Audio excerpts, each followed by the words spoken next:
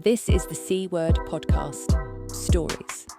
Everything talked about in this story is entirely fictional for educational and entertainment purposes only. Always seek professional financial advice. That's wild. And what was this crypto? Did you hear about Crypto Fight Night? Yeah. Did you?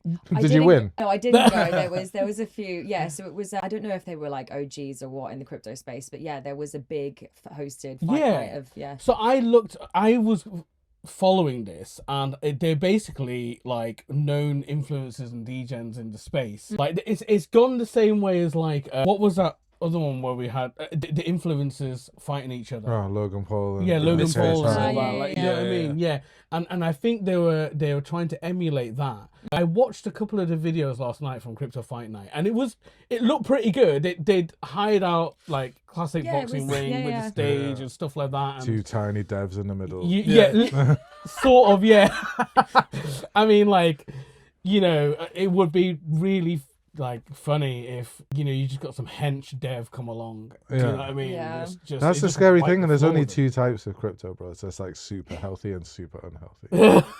Then, like, no middle ground. Yeah, it's like proper ripped, or just like haven't even got out of their chair. Yeah. Hunched over. Yeah. Bad posture. Lives just on coffee. Like, Yeah, you know, that's the just only coffee way they're beans. gonna win. Yeah. Caffeine doping. Yeah, for Crypto Fight Night, like, you know, you got all sorts of like doping checks, and then with devs, it's like, how much caffeine have you had? Yeah. You know, There's three monsters. Yeah. 3 monsters disqualified. Yeah. Get out. Yeah, so that was fascinating. But you know, so I had this really like wild experience. It's not as wild as I'm making it out to be, can I just say? But You're coming off the back of Amber's like 5 a.m. Singapore night. Yeah.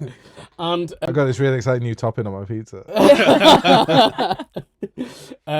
So when I went to Token 2049 in Singapore, like not the one that's just been, but the one the year before. The one where none of your mates were there. Yeah, I was just alone. Do you know what I mean? I mean, there was a couple of people there, but it wasn't like this, you know? I got some tickets to some side event, some Bitcoin meetup side event, right? And I had to meet this guy in the middle of nowhere in a taxi. I was just taxi hopping in the middle of Singapore, right? And that was wild. Was it really slow to get in at the Bitcoin event? This guy, he's on all the time. Just stood at the door and they're like, yeah, we're just waiting checking. Just waiting for that transaction. Just checking. Any Come minute. back tomorrow. And basically got this ticket. Some guy just ran up to me in the middle of Singapore and went, "Here you go." I was like, "How do you know who I am?" He just gave me the tickets. With your name on. Yeah, it was just really weird because the guy had his picture on the ticket and his name, and it was just so far removed from my face and my name. Different skin color, Eastern European looking person, and a name to match, and then he had me, right? You know what I mean? I was just like, I'm not getting Vladimir, in. Like I am not getting in. I was like, okay, thanks, mate. And I was like, are you not coming? He was like, no, I've got to go off to some teaching thing. I was like, okay, right. I thought this guy was coming with me. Anyway, gave me his lanyard, got back in another taxi, went to this event, and yeah, it was just some crypto bro, BTC bro event, right? I'm painting the picture, right? BTC bro, it was exactly how you think it was going to be. So it was at this bar, hired out for the night, just sausage fest, right? Sausage fest. Just a load of crypto bros. And like after speaking to maybe like 3 or 4 of them, it was just basically Yeah. Do you know what I mean? Like, and I was just like, I can't have a normal conversation with these people. You put them all together, and they turn collectively into like something else. Yeah. Right? And they were all just like patting each other on the back. Oh, BTC's up, BTC's down. Digital gold, bro. Yeah, yeah. It was that whole sort of thing. And I even had like one guy sort of like give me a bit of like because I was primarily like working in the Web3 as in like the Ethereum stack, right? So like Optimism, like all the other blockchains that are built on Ethereum. And like they were even sort of telling me like you're not even supposed to be here. Do you know what I mean? I was You like, don't go here. This is one of the things that like it really frustrates. I didn't get that token this time because I think it was such a diverse group. I think it's becoming more diverse, which Yeah. is a good thing. As But, if like, they didn't invite women to this event. no, exactly. And it's like, but you know, I very similar. You know, I was at Zebu this week and I met someone, and I've not had again this kind of interaction in a very long time. Someone came up, oh, what do you do? Started explaining, oh, we've built a Dex on Solana.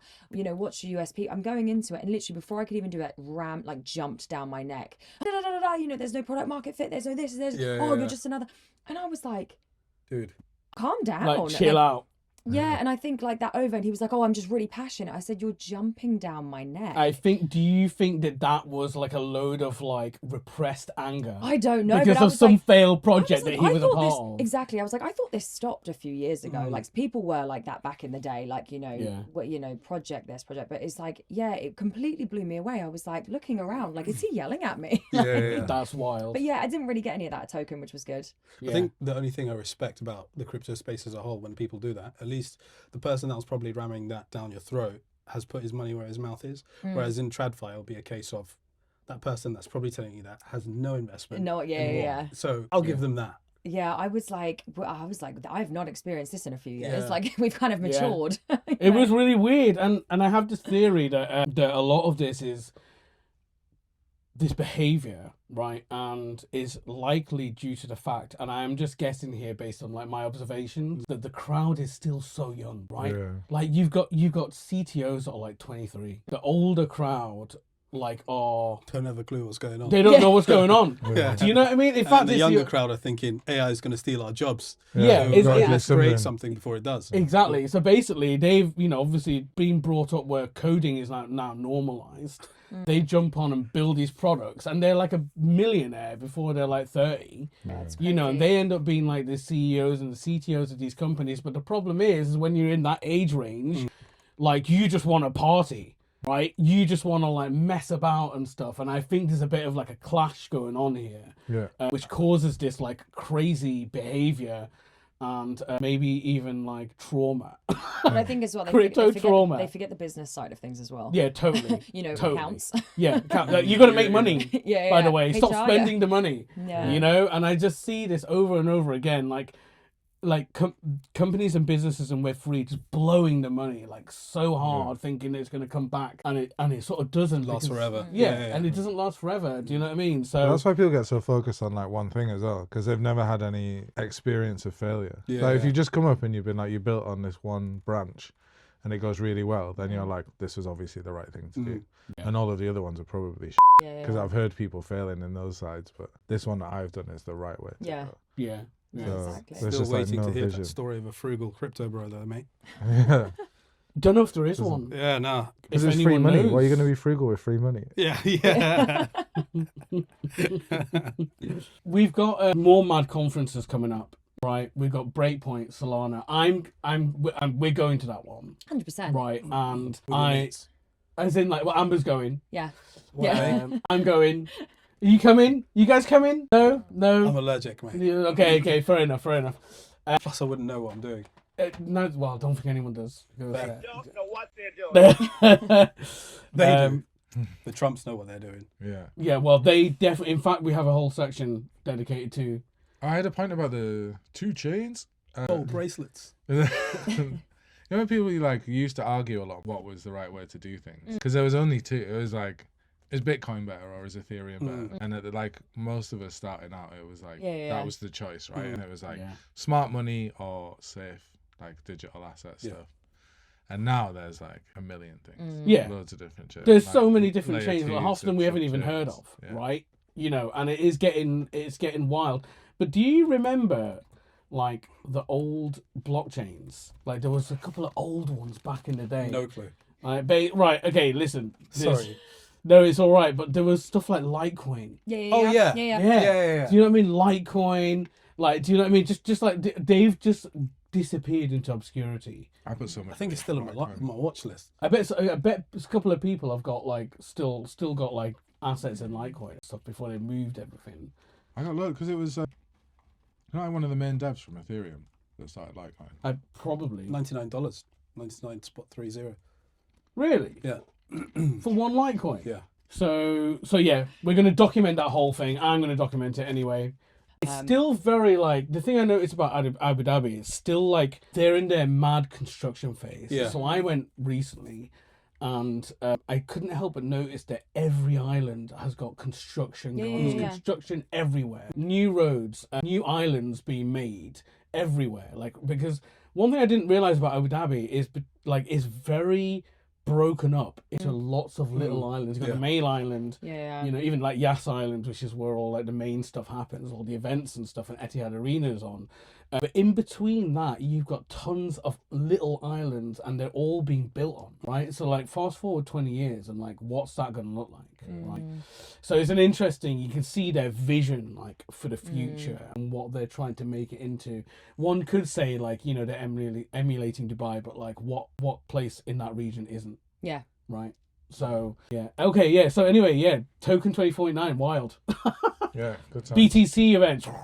Yeah. Do you know what I mean? So like, yeah, that's been my sort of like take from it. Yeah, upcoming events. Nice. Breakpoint Solana, which is Breakpoint the main event for Solana? Yeah. Right. So they do 2 a year. So they did one back in May in New York.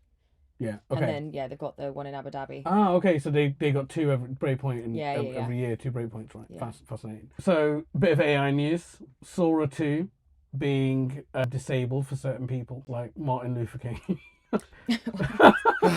Like people are just like this was inevitable, right? This was inevitable. Yeah. There's someone that was gonna use the power of Sora 2 to basically say, I have a dream. yeah, I have a dream, whilst he's doing like OpenAI had to like disable it straight away. Yeah. Because, Wow, like, they just made a deepfake machine that anyone could use. yeah, massively. I've just seen loads about like the Queen, all sorts of people. Do you know what I mean? loving Like, the Yeah, Queen. but I was loving it. I say, thought it was guys. brilliant. I was like smashing the share button on that But, because I was thought it was brilliant. At what point do you start putting the blame on Sora as opposed to the person that's actually creating That's a this? very good Yeah. point. These videos. So I remember.